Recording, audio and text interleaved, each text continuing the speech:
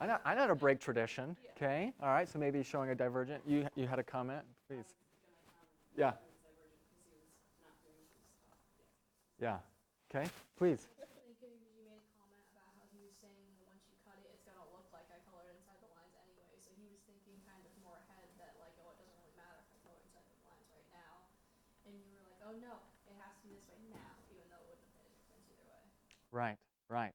Yeah. So I agree with all of you. By the way, I think Blair is the divergent thinker. I just wanted to push on you a little bit, but yeah, he's the divergent thinker, because divergence doesn't just mean the sky's the limit, because there's nothing more paralyzing than having unlimited options.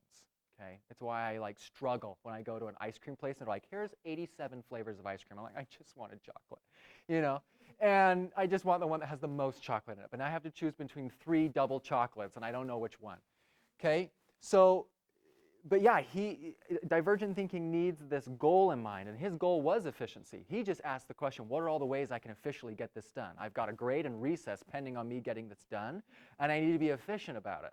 And so he went about that and was divergent. I was not. Okay. Oh, and the sad story is I never finished the art project.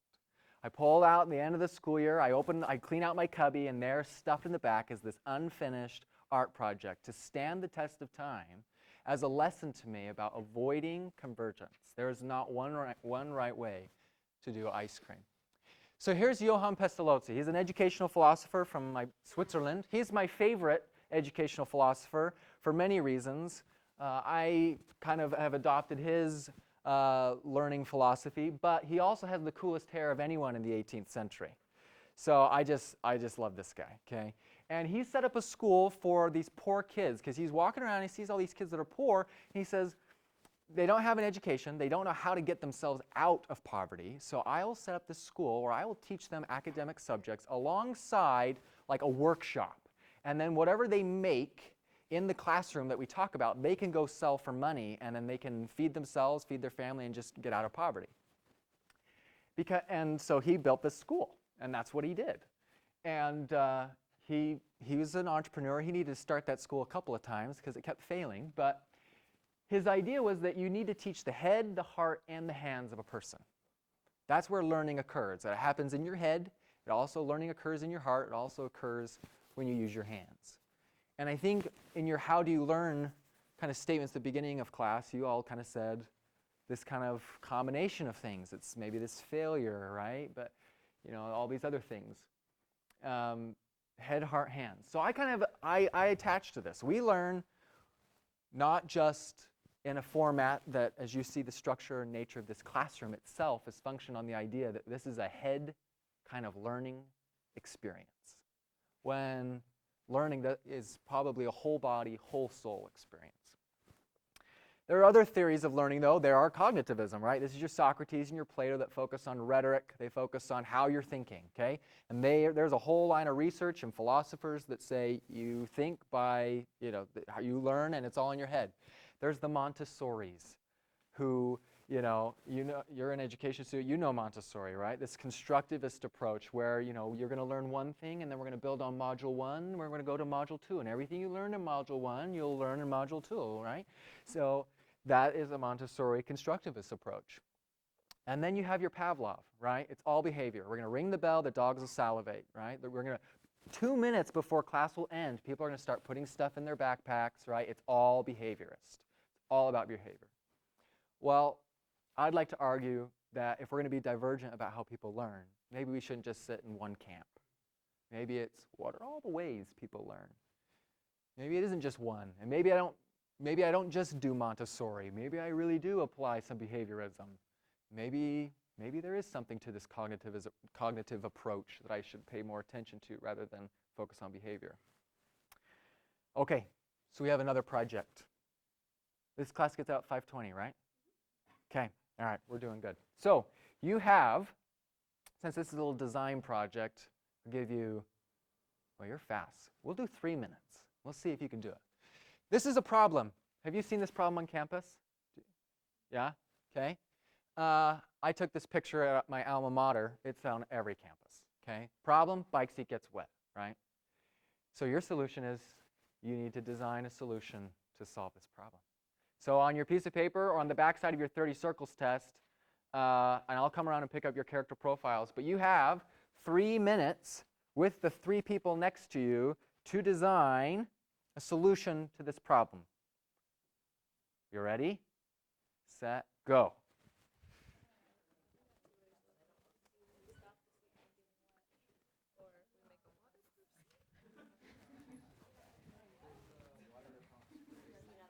And if you could sketch it out or something on a piece of paper, like this is our idea, that would be good too. That's the ideal here.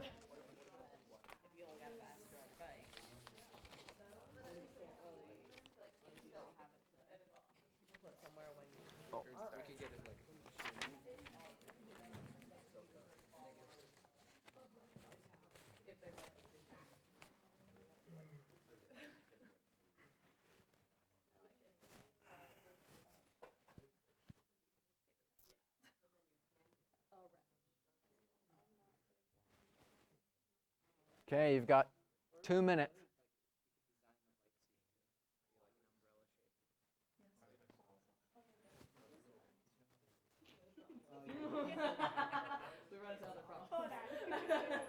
Okay, here's our seat. That's my drawing. I love it. It's a good seat. Thank you. I'm really I mean, yeah. That's your major. No, I'm not. I'm not a major. All right.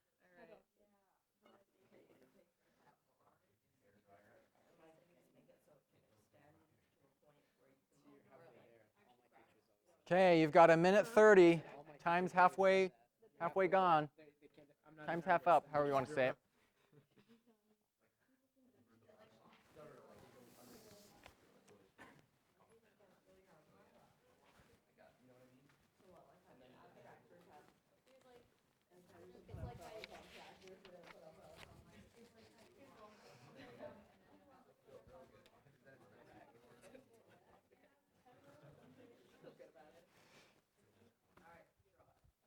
Okay, exactly 1 more minute.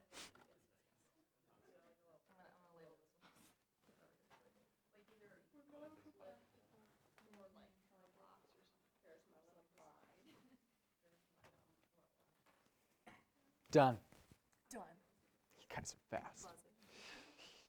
That's why you're front row. Yep. You take the front row initiative. You gotta finish first. You got? That's it. Okay. Set the pace. Pace setters. You're the rabbits in this race. Yeah. Okay, you done? You did it? You're done? Back row? Oh, man, you guys are fast. Fast. All right, so after class, you can come show me, but I'm not, because I'm not so interested in what you made yet. So by raise of hand, how many of you modified the bike seat? Well, not maybe this way. This is just examples. But how many of you designed something different on the bike seat? Okay, kinda.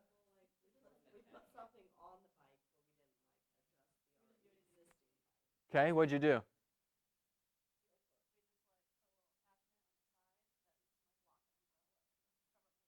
Okay, so you modify somehow the bike frame. Anyone else kind of modify the bike frame or the bike itself? Okay, no. What'd you do? We used the university bookstore bags because everyone had one. Okay. Guaranteed not to have any holes because they're super durable, and like a Walmart bag is super thin and will most likely have a hole. Yeah, okay. All right, good. Okay, so we put another cover on.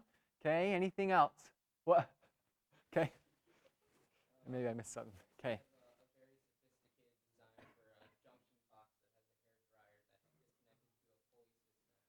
Mm.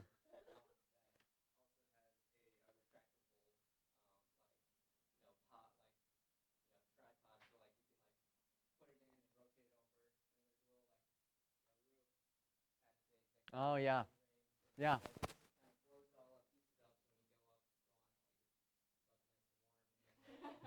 Very good. Very good. Okay, very good. This is a hefty waterproof bike seat experience. This is very good. And we sprayed. Waterproof spray and a rag. Yeah, that's simple. So here we go. So we have this bike seat. Well, the problem is defined as bike seat gets wet.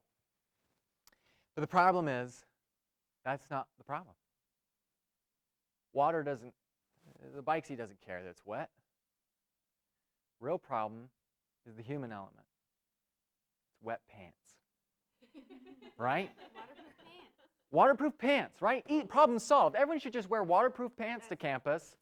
Wham! Right? No more Walmart bags. No more single-use plastics on this planet, right? Well, I would argue that if we had started with that problem definition, there'd be different designs, right? The problem is wet pants, right? We see a problem, there's a right answer. Solve that bike seat. Solve it. Oh, you're in a wonderful class, this EPICS class. I've done some research about this class. This is a really awesome opportunity that you have to learn and to experience. And it's going to come with you defining the right problem, because you could spend the whole semester designing this fantastic robotic arm thing that comes out of nowhere and does this cool thing, right? And maybe that's part of the solution, but I'd argue that you'd need to spend some time and say, what are all the ways, right? Be a little more divergent in the beginning and go and define that problem a little better.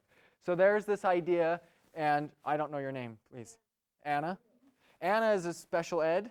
Okay, sorry, I overheard the conversation. So you know what this is, universal design. I'm not talking about the studios. This will just help implant that in your mind every time you think of universal design. But this is the idea that we create instructional design, where we create a lesson plan where we think, what are all the ways that a student can learn algebra? Because I may have a blind student, I may have a learning disability, I may have a speech impediment. I'm saying students with these things, right? And so, I've got to design instruction to help meet those needs. And so it's very different from hurry, execute, bike seat design. It's, wait, this is wet pants in this metaphor. I got to solve for that. So this is back home. This is this is our new courthouse building. And I didn't realize till today that they had somewhat solved this problem. But there's the main entrance in the bottom left. And I would drive down this road that you see, and I would just be angry every time I drove past this new building, because I thought, how dare they? The parking lot is in the back, and the front door is in the front, and there's no way for someone in a wheelchair to get to the front door of the courthouse, which is inaccurate, because they wonderfully construct a little door that way and this wonderful long ramp this way. But if I come from this direction on a snowy day in Utah, which they happen, right? We have the best snow on earth. And you get to these stairs,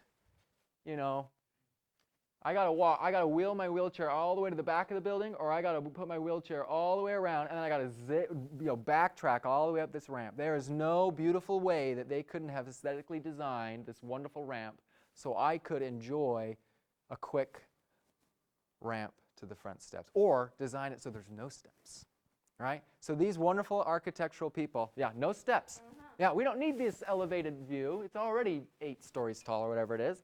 Okay, so in your engineering, universal design, right? It's a learning theory, but this applies in human-centered design, and I know that's all part of it. But Ken Robinson says that truthfully what happens is as children grow up, we start to educate them progressively from the waist up, and then we focus on their heads, and then slightly to one side. This classroom is an example of how we over-focus on a convergent cognitive style. And as students, it's left to you to figure out how to do it on your own. This is Jillian Lynn, and we have 5 minutes left. We started a bit late. Will you give me an extra 2? All right, you're awesome. Okay, so what we'll do here is we're going to listen to Ken Robinson tell us about Jillian Lynn. I'm doing a new book at the moment called Epiphany, which is based on a series of interviews with people about how they discovered their talent. I'm fascinated by how people got to be there. It's really prompted by a conversation I had with a wonderful woman who most people have never heard of. She's called Jillian Lynn. Have you heard of her? Some have.